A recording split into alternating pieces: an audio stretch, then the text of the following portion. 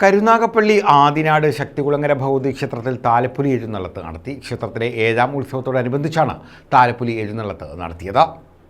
കരുനാഗപ്പള്ളി ആദിനാട് ശക്തികുളങ്ങര ശ്രീ ഭഗവതി ക്ഷേത്രത്തിലെ ഉത്സവത്തോടനുബന്ധിച്ചായിരുന്നു താലപ്പൊലി ഘോഷയാത്ര നടത്തിയത്.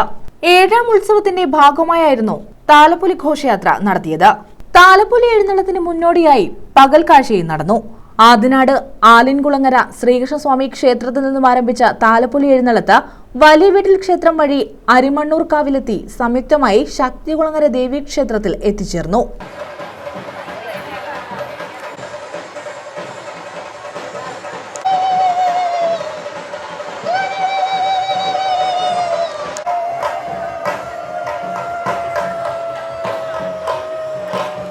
തുടർന്ന് ദീപാരാധനയും നടന്നു. നിരവധി ഭക്തരാണ് താലപ്പൊലി ഘോഷയാത്രയിൽ പങ്കെടുത്തത്.